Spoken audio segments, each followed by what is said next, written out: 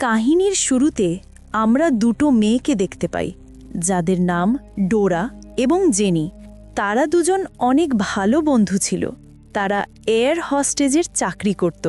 তারা যখন তাদের কাজে যায় তখন তাদের ক্যাপ্টেন তাদেরকে একটা ছেলের সঙ্গে দেখা করায়, যার নাম ছিল যশ। সে এই প্লেনে একা ট্রাভেল করছিল, এজন্য জেনি তাকে নিয়ে ফ্লাইটের ভেতরে আসে। এরপর এখানে আরও যাত্রী আসতে শুরু করে।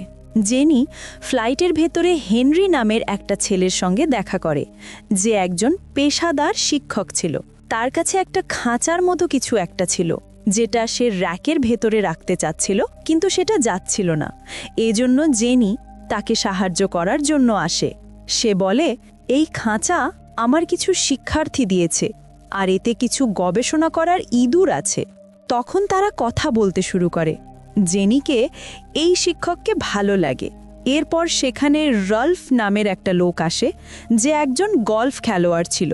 সে শিক্ষকের খাঁচা ভেতরে ঢোকানোর জন্য সাহায্য করে, কিন্তু এটার ভেতরে যে ইঁদুর ছিল সেটা লোকটিকে কামড়ে দেয়। এরপর জেনি খাঁচাটিকে বাকি জিনিসপত্রের সঙ্গে রাখে। এরপর ফ্লাইট তার যাত্রা শুরু করে। এরপর জেনি সব যাত্রীকে চেক করছিল। তখন হেনরি একটা খবর দেখছিল, যাতে বলা হয় একটা বিল্ডিংয়ে কিছু অদ্ভুত ঘটনা ঘটেছে। জেনিও খবরটি দেখে। এরপর সে পুনরায় যাত্রীদের চেক করার জন্য যায়। তখন জেনি দেখে মোটা লোকটি, যাকে ইঁদুর কামড়েছিল, তার শরীর খারাপ হতে শুরু করেছে। সে জেনির কাছে পানি চায়। জেনি ডোরার কাছে গিয়ে লোকটিকে পানি দিতে বলে। কিছু সময় পর যখন জেনি লোকটিকে চেক করার জন্য আসে, তখন সে দেখে মোটা লোকটি অজ্ঞান হয়ে তার আসনে পড়ে আছে। কিন্তু জেনি যখন লোকটিকে তোলার চেষ্টা করে, তখন সে জেনির ওপরে বমি করে দেয়। এজন্য জেনি তাকে সাহায্য করার জন্য ডোরাকে ডাকে। ডোরা লোকটিকে সাহায্য করে। এরপর যখন ডোরা এসে নিজেকে পরিষ্কার করছিল, তখন লোকটি এসে জেনিকে জোরে ধাক্কা দেয়। সে সোজা পাইলটের কেবিনের দিকে যাওয়ার চেষ্টা করে আর জোরে চিৎকার করে প্লেনটিকে থামাতে বলে। তার অবস্থা অনেক খারাপ হয়ে যায়। সে আউট অফ কন্ট্রোল হয়ে যায়। এজন্য সবাই তাকে সামলানোর চেষ্টা করে। সবাই মিলে তার হাত বেঁধে দেয়। ডোরা পাইলটকে এখানেই প্লেন থামাতে বলে, কারণ লোকটির অবস্থা অনেক খারাপ হতে শুরু করেছিল। এরপর জেনি এবং ডোরা মোটা লোকটিকে পুনরায় তার আসনে বসিয়ে দেয়। ডোরা তার সিট বেল্ট বেঁধে দেওয়ার চেষ্টা করে, কিন্তু রুলফ তার মুখে কামড়ে দেয়। রুলফ পুনরায় পাইলটের কেবিনের দিকে যাবার চেষ্টা করে। তখন লোকজন তাকে ধরে একটা ঘরের ভেতরে বন্দি করে দেয়। রুলফ দরজা ধাক্কা দিতে শুরু করে এবং দরজা খোলার চেষ্টা করে, কিন্তু লোকজন তাকে বাইরে থেকে আটকে দেয়, যাতে সে বাইরে না আসতে পারে। অন্যদিকে ডোরার মুখ থেকে রক্ত বের হচ্ছিল। যাত্রীদের মধ্যে একটা মেয়ে ছিল যে ডাক্তার ছিল। সে ডোরার রক্ত বের হওয়া বন্ধ করার চেষ্টা করে। এজন্য তাদেরকে এমার্জেন্সি প্লেন ল্যান্ড করতে হয়। কিন্তু এই এয়ারপোর্টে মাত্র একজন কর্মী ছিল, আর তারা ল্যান্ড করার অনুমতি পায় না। কিন্তু পাইলটকে বাধ্য হয়ে এখানে ল্যান্ড করতে হয়। সেই কর্মী সব যাত্রীকে বাইরে বের করতে থাকে। তখন দুইজন পাইলট দরজা ধরে রাখে, যার ভেতরে রুলফ ছিল, যাতে সে বাইরে না আসতে পারে। পাইলট জেনিকে সাহায্য নিয়ে আসার জন্য বলে। এরপর কর্মীটি সবাইকে বাইরে বের করতে থাকে, কিন্তু এখানে সব দরজা লক হয়ে যায়। এখানে থাকা কেউ বুঝতে পারছিল না যে তাদের সঙ্গে কি হচ্ছিল। তারা এই এয়ারপোর্টে সবাই কোয়ারেন্টাইন হয়ে গেছিল। কিছু সময় পর এখানে অনেক পুলিশের গাড়ি আসে। সব যাত্রী মনে করে পুলিশ তাদের রক্ষা করতে এখানে এসেছে, কিন্তু তারা বাইরে ছিল, ভিতরে আসে না। এরপর সব যাত্রী জেনির ওপর চিৎকার করতে শুরু করে। তারা তাকে বলে, তুমি আমাদের এখানে এনেছ, আমাদের এখান থেকে বের করো। কিন্তু ডোরার অবস্থা অনেক খারাপ হতে শুরু করে। তখন মহিলা ডাক্তার বলে, আমার ব্যাগে একটা কিট আছে, দ্রুত সেটা বের করো, সেটা ডোরার রক্ত বন্ধ করতে পারবে। তখন জেনি সেই কর্মীকে নিয়ে প্লেনের ভিতরে চলে যায়, কিন্তু তারা সেখানে যাওয়ার পর দেখে সেখানে পাইলট দুজন নেই। এজন্য সে দরজাটিকে দেখে, কিন্তু সেটার ভিতরে মোটা লোকটি ছিল না। এরপর তারা দরজা খোলে, যার ভিতরে সেই কিট ছিল। তখন সেখানে তারা একটা বুড়ো যাত্রী দেখতে পায়, যে কথা বলতে পারে না। এখানে জেনি একজন যাত্রীকে বুড়ো মানুষটির কাছে থামতে বলে। অন্যদিকে জেনি এবং কর্মী কিট খুঁজতে শুরু করে। তখন জেনি দেখতে পায় ইঁদুর থাকা খাঁচাটি খুলে গেছে। জেনি কথাটি হেনরিকে বলে। একজন যাত্রী তার ব্যাগ থেকে বন্দুক বের করে। জেনি কিটের ব্যাগ খুঁজে পায়। সে সেটা নিয়ে বাইরে চলে আসে।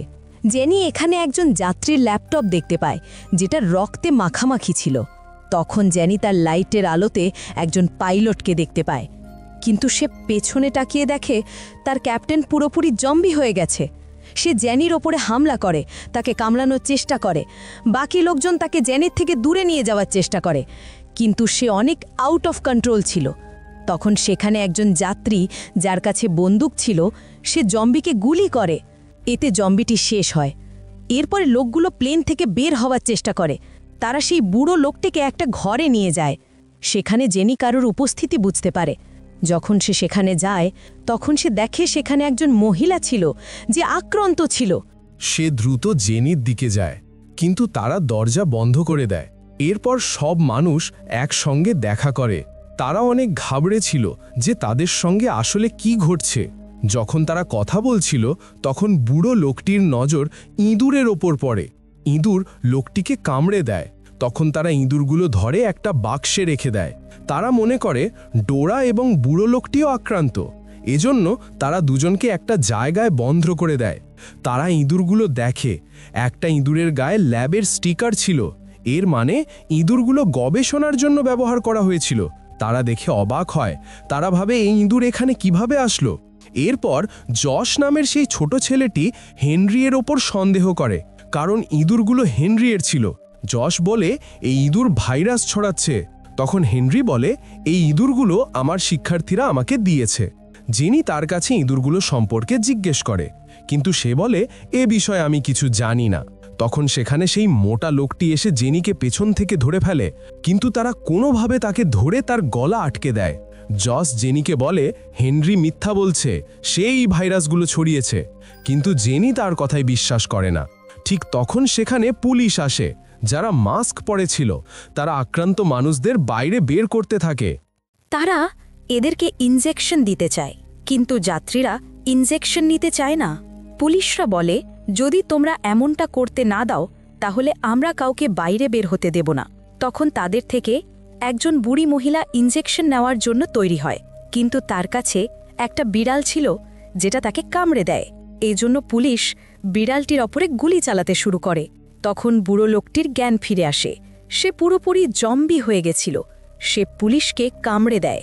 এজন্য পুলিশ বুড়ো লোকটিকে শেষ করে তাদের সঙ্গীকে বাইরে নিয়ে যায়, কিন্তু পুলিশ তাদের নিজের সঙ্গীর ওপরে গুলি চালায়। তখন সেখানে থাকা একজন যাত্রীও মারা যায়। এজন্য তারা গেট থেকে সরে যায়। সেখানে একজন আক্রান্ত পুলিশ অফিসারও ছিল, যাকে তারা ভেতরে নিয়ে যায়, কিন্তু গুলির শব্দে সেখানে থাকা জম্বিরা তাদের দিকে আসতে শুরু করে। তারা সুরক্ষিত জায়গায় যায়, কিন্তু তাদের মধ্যে একজন যাত্রী আক্রান্ত হয়ে যায়। সে তার স্ত্রীকে বলে তুমি দ্রুত এখান থেকে চলে যাও, কারণ সে নিজের উপরে কন্ট্রোল করতে পারে না। কিন্তু তার স্ত্রী যাওয়ার আগেই সে তাকে কামড়ে দেয়। অন্যদিকে বাকি যাত্রীরা আক্রান্ত পুলিশকে জিজ্ঞেস করে এখানে আসলে কি ঘটছে। সে বলে কিছু ঘন্টা আগে একটা বিল্ডিংয়ে একটা ভাইরাস ছড়িয়ে পড়েছিল। যখন আমরা সেখানে যাই, তখন বুঝতে পারি ভাইরাসটি কেউ কৃত্রিমভাবে তৈরি করেছে, আর এখনও এটার কোনো ওষুধ তৈরি হয়নি।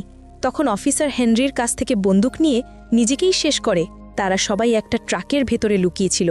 তারা কোনোভাবে এখান থেকে বের হতে চাচ্ছিল।